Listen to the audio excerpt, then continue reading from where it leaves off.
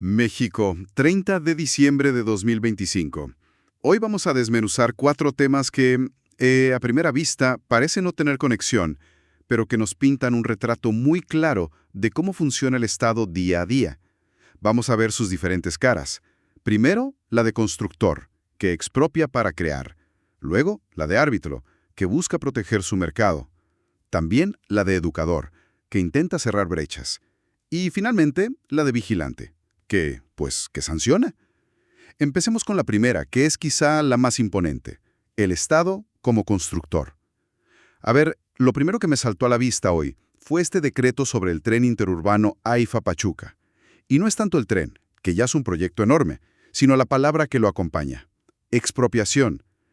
Híjole, es una palabra con mucho peso, ¿no? Muchísimo. Siempre genera controversia. Estamos hablando de que el gobierno va a tomar casi 219,000 metros cuadrados de propiedad privada. Y que afecta a 77 inmuebles. Exacto, y en Hidalgo y en el Estado de México. Entonces, la pregunta inmediata es, bueno, ¿cuál es la justificación para una medida tan significativa? Claro, y fíjate que aquí lo fascinante es ver cómo se argumenta. Esto no es, digamos, un capricho.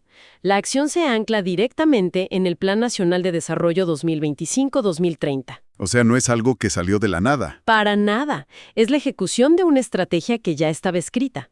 El plan habla, de forma muy explícita, de dotar al país de infraestructura para la movilidad. De conectar regiones. Exacto, y muy específicamente, de desarrollar la infraestructura ferroviaria, para pasajeros y para carga. Claro, se presenta como una pieza de un rompecabezas mucho más grande.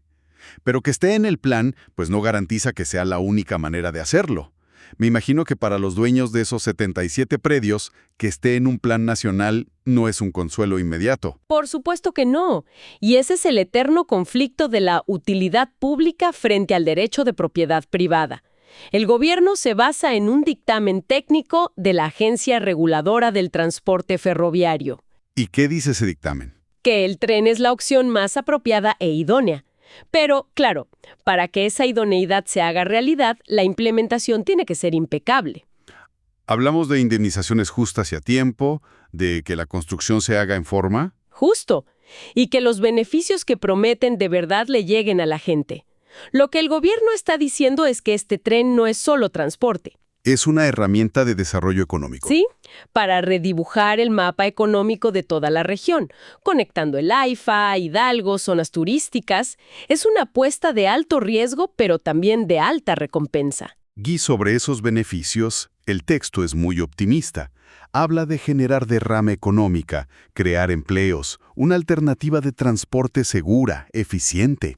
Suena muy bien en el papel. Pero hay algo que asegure que esa derrama económica se quede en las comunidades locales, en Tizayuca, en Zempoala. El decreto en sí no entra en ese nivel de detalle. Su función es más bien legal, justificar la expropiación. Entiendo. Esos mecanismos para el beneficio local suelen estar más bien en las reglas de licitación de la obra. Sin embargo, el documento sí revela algo interesante sobre la burocracia. Esta expropiación es el paso final de un proceso. Ya había empezado antes. Sí, en septiembre de 2025 se publicó una declaratoria de ocupación temporal. O sea que los dueños ya sabían que esto venía. No fue una sorpresa total. ¿Un error? Sí. En el título omitieron mencionar al municipio de Zempoala, en Hidalgo. Pero los terrenos de ahí sí estaban en la lista. Sí estaban en el contenido. Y el decreto de hoy corrige esa omisión.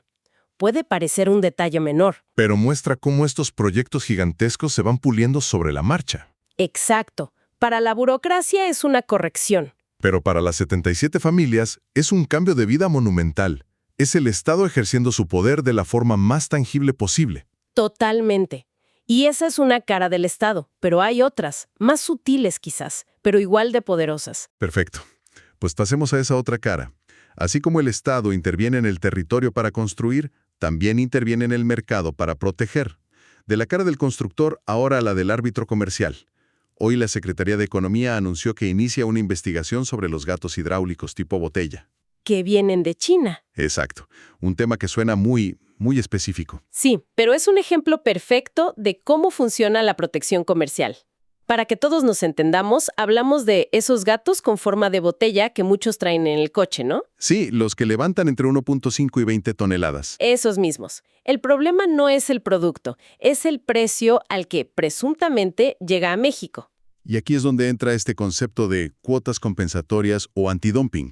¿Podemos explicarlo de forma sencilla?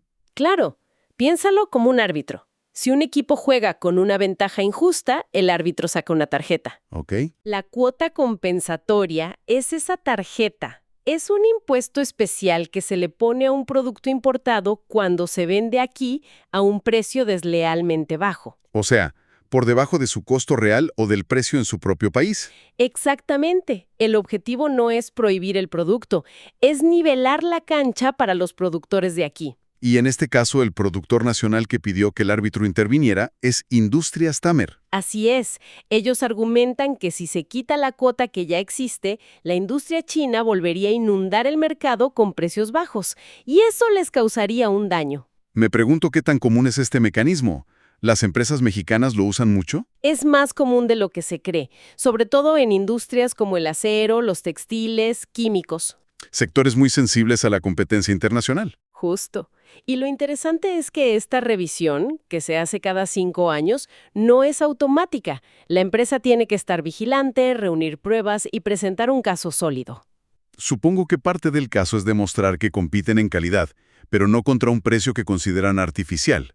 Ahí está el corazón del argumento. Mencionan que el proceso de fabricación es similar en todo el mundo y que ellos cumplen con la norma oficial mexicana. El argumento es, nuestro producto es bueno, pero no podemos competir contra precios de dumping. Ese es, no piden protección contra la competencia, sino contra la competencia desleal. Y un punto clave es que mientras dura esta nueva investigación, la cuota actual sigue vigente. Claro, tiene sentido, para que el mercado no se desestabilice mientras se toma la decisión. Sería como quitar la tarjeta amarilla a mitad del partido para ver si el jugador vuelve a hacer la falta. No se puede. Y ahora la Secretaría de Economía tiene que analizar un periodo larguísimo, del 2021 al 2025, para decidir si la protección se queda otros 5 años.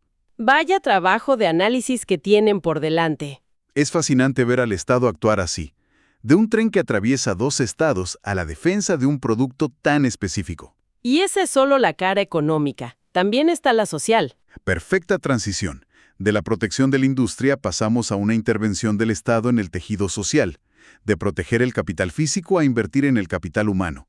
Hablemos de la cara del Estado como educador, con el INEA y sus nuevos lineamientos para 2026. Así es, se publicaron las reglas de operación para el programa Servicios de Educación para Adultos.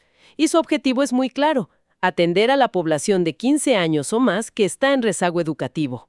O sea, gente que no sabe leer y escribir o no terminó la primaria o la secundaria. Exacto, es un programa que busca saldar una deuda histórica. Y me llama la atención que no es un programa genérico, sino que pone énfasis en grupos de atención prioritaria. Sí, y esto es clave.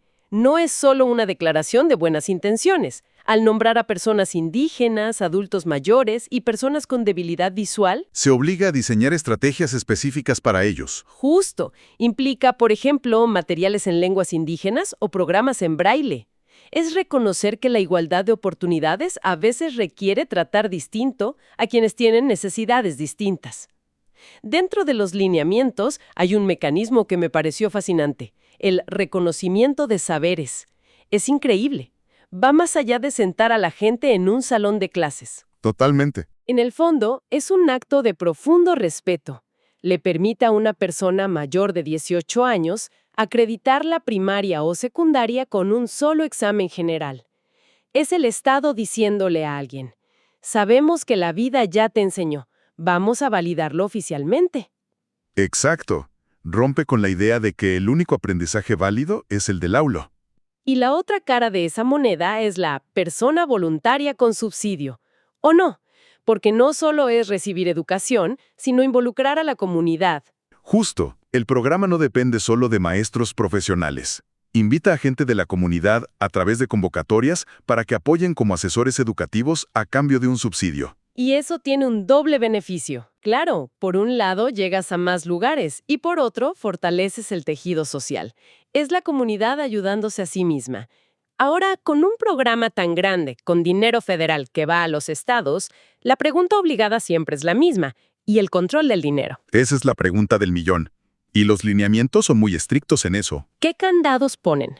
Primero, los recursos federales deben estar en cuentas bancarias productivas, específicas y exclusivas para el programa. No se puede mezclar el dinero. Ok, eso es importante. Y segundo, la regla de oro.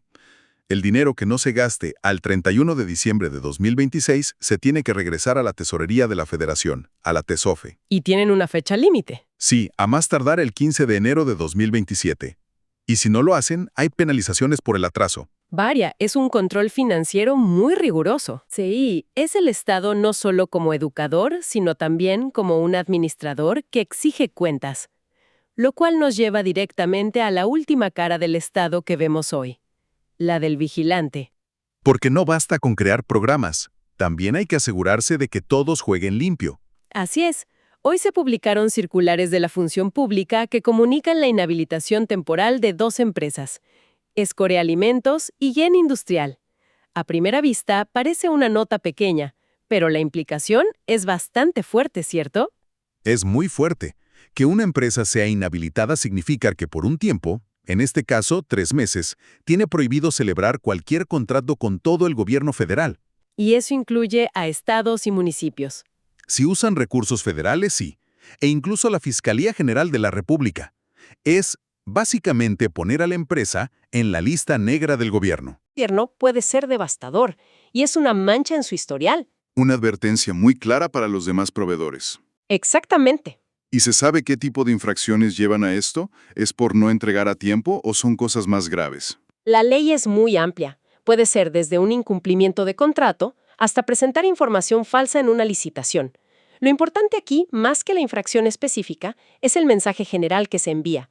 Hay reglas y si no se cumplen, hay consecuencias. Es el Estado mostrando los dientes. Entonces, si damos un paso atrás, lo que vimos hoy son estas 4 caras del Estado actuando al mismo tiempo. En las páginas de un solo día. La cara del constructor, con su poder de expropiación para un megaproyecto. La del árbitro, protegiendo a una industria. La del educador, implementando programas sociales complejos. Y la del vigilante, que sanciona a quienes no cumplen las reglas del juego. Exacto. Y la reflexión final que nos queda es esa. Tendemos a pensar en el rumbo del país a través de los grandes titulares. Las elecciones, las crisis. Lo que sale en las noticias de la noche. No actuar como constructor, árbitro, educador y regulador. Todo en un solo día. La reflexión final es cómo este engranaje constante de decretos y acuerdos diarios, desde la expropiación de un terreno para un tren hasta las reglas para la alfabetización de adultos, moldea el panorama económico y social del país a largo plazo, a menudo lejos de los grandes titulares. Esa es la pregunta que queda en el aire.